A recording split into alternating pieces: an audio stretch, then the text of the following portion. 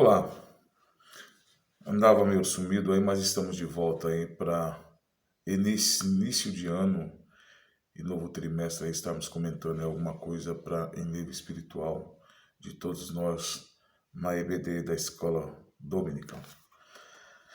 E nós temos aí como primazia desse trimestre desse novo ano o título A Supremacia das Escrituras, falando sobre a inspiração da Bíblia, a inerrância da Bíblia. Em suma, uma matéria teológica chamada bibliologia. A proposta da lição é relacionar a origem da Bíblia com revelação divina, pontuar as evidências da autenticidade da Bíblia e apresentar a mensagem da Bíblia.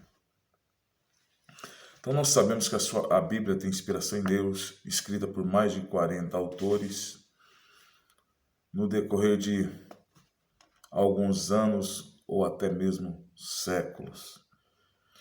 E o contexto dessa Bíblia, ela fala de códigos morais, códigos éticos, código civil, inclusive se fundamenta dentro da Bíblia, na lei de Moisés, prioridade. Se nós formos avaliarmos o livro de Amós, né, a gente vai ver que tem algumas questões ali que começaram a depreciar ou desmoralizar a comunidade israelense.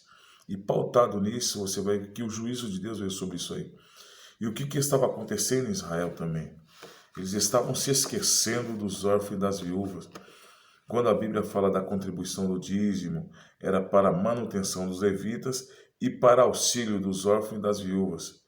E chegou um tempo em que a comunidade de Israel começou a colocar essas pessoas em depreciação, começaram a se esquecer, começaram a deixar de prestar o devido assistência a essas pessoas.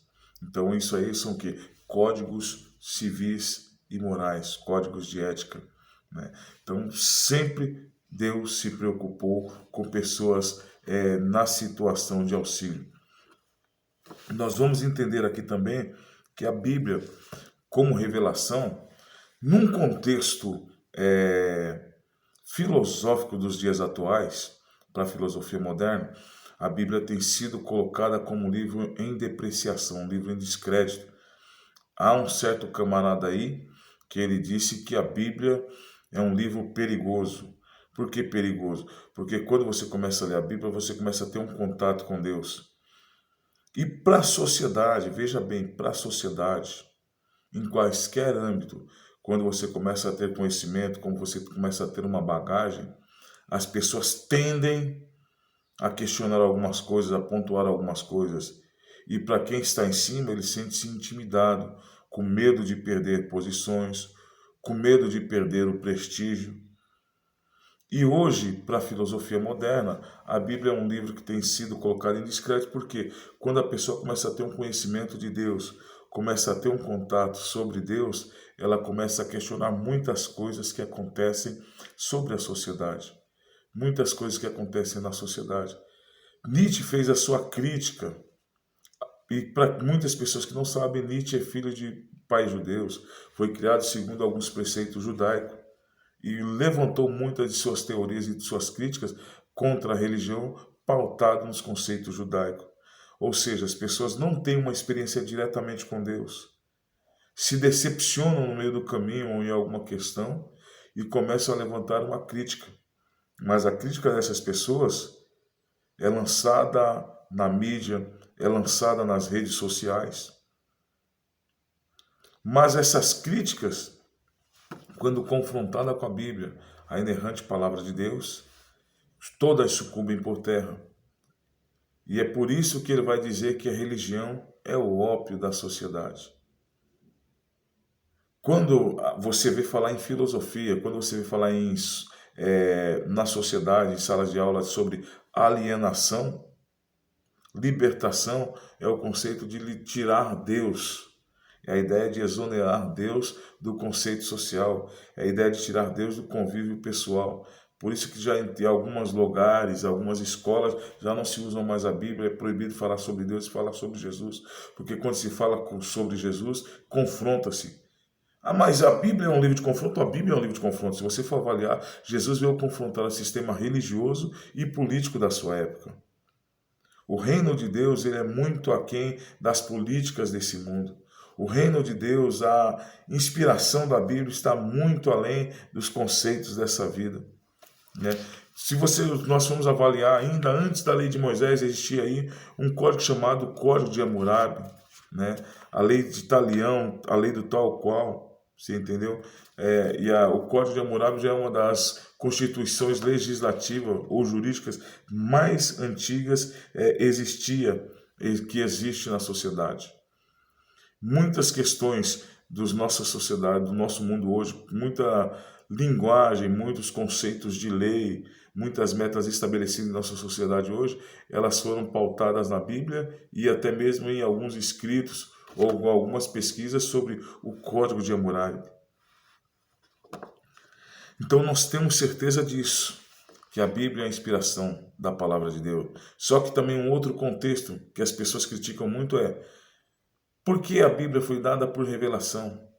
Veja bem, quando nós vamos falar de revelação, você entenda um pouco, reflita um pouquinho sobre HD, software. Eu estou gravando isso aqui através de uma câmera de celular, um software muito grande, uma composição de guardar muitas coisas. E imagine os computadores de todo mundo, o potencial que existe nesses computadores para gravação, para guardar dados, para armazenação de dados. Pois bem, dito isso, eu começo a avaliar o maior potencial, o maior HD que existe está dentro de você, está dentro da sua mente. Você tem memórias aí de quando você era criança. Você tem memória de coisas que falaram para você e que traz à tona aqueles lapsos de memória de tempos em tempos. E isso a Bíblia vai dizer que Deus colocou a eternidade no coração. Então essa revelação de Deus, ela está dentro do seu coração, dentro da sua psique, dentro da sua alma. Deus já colocou no seu HD a memória dele, que ele existe. Deus testemunha isso aí através que o Salmo vai dizer que os céus manifestam a glória de Deus e o firmamento anuncia as obras da sua mão. Isso é uma revelação de Deus, você olhar para a natureza, essa perfeição, essas coisas belas. É impossível que não haja um Criador, é impossível que não haja um ser existente sobre isso aí. Se você for entrar no contexto metafísico, é impossível você pensar a não existência de alguém que criou tudo isso. Se você entrar todas as descobertas da ciência, com toda a especulação humana dentro da ciência, é impossível dizer a não existência de Deus. É impossível negar a existência de Deus. Então a Bíblia, ela tem sua fonte histórica, inspirada. Evangelho de João, capítulo 5, versículo 39, ele vai dizer que errais por não conhecer as Escrituras, porque vós cuidais de ter nela a vida eterna. Se nós formos avaliarmos algumas culturas e algumas histórias no mundo todinho, nós vamos ver aí pessoas e povos que tiveram a revelação de Deus. Quando Paulo chega em Atenas, ele diz: olha, veja que vocês têm um altar ao Deus desconhecido. Existe um pano de fundo, existia toda uma tradição sobre aquela história. Uma cidade que foi acometida de uma praga. E as pessoas fizeram de tudo, os agoureiros, os pais de santo, os anciões, nada. E alguém fala assim: olha, tem um homem aí que vai dar as diretrizes. E aí aquele homem chega e fala: mas quem é esse Deus? Qual é a imagem dele? Ele não tem rosto, ele não tem fala, ele não tem um nome propício. Então criaram-se um altar ao Deus desconhecido. E foi acometido desse conhecimento, dessa bagagem que Paulo fala: olha, é esse Deus desconhecido que eu vos anuncio nesse momento. Deus não se deixou esconder, ele se revela de certa forma. Deixe-me falar para vocês aqui, os incas, na cultura inca, eles adoravam o Deus Sol. Só que lá no seu pano de fundo, lá no seu enredo, lá no fundo da sua história, você vai ver falar sobre Viracocha. E vira-coxa é um Deus que os livrou. Vira-coxa é alguém que os abençoou e que quando eles estavam em momentos de turba, esse homem os atendeu. Só que não houve mais um sacerdote de vira-coxa ou um pregador do evangelho que os pregasse. Então eles se mergulharam novamente no mundo do obscurantismo. O que eu quero trazer para a reflexão aqui, usando essa questão do vira-coxa, é que a Bíblia vai dizer que não havendo profecias, o povo se corrompe. Não havendo quem ensine a palavra de Deus, quem pregue a palavra de Deus, o povo se corrompe e a sociedade, a humanidade, tornará-se imersa novamente no obscurantismo, novamente no mundo cético. É para isso que nós, como luz, como pregadores e conhecedores da palavra de Deus, temos a obrigatoriedade.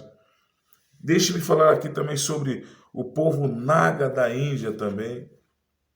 É um povo que adorava um Deus chamado Gwank, no seu dialeto, mas foi revelado como Sheputuru, o Deus que tudo sustenta.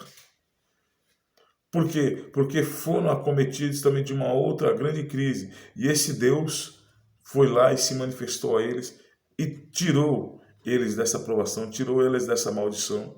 Porque também não falar do povo Lisu na China, pessoas que tinham em sua meta a revelação de que um homem branco, um irmão branco, iria chegar lá com o livro do Deus verdadeiro e iria trazer-lhes a mensagem de boas novas. Existe uma tribo lá nas ilhas das Austrálias, em que o povo de ano em ano, toda vez na virada de ano, eles montam um barquinho e toda a tribo enfileirada ia lá e jogava alguma coisa invisível naquele barco. E quando o missionário chega para eles e vai perguntar, porque estou colocando meus erros, os meus pecados e as minhas transgressões para serem levados para longe. Deus se mostrou, de certa forma, de tempos em tempos. Ele não foi omisso na sua revelação. O segundo ponto da lição é pontuar as evidências de autenticidade da Bíblia. Isso nós não temos dúvida nenhuma. A arqueologia, a cada dia, de tempos em tempos, tem feito novas descobertas.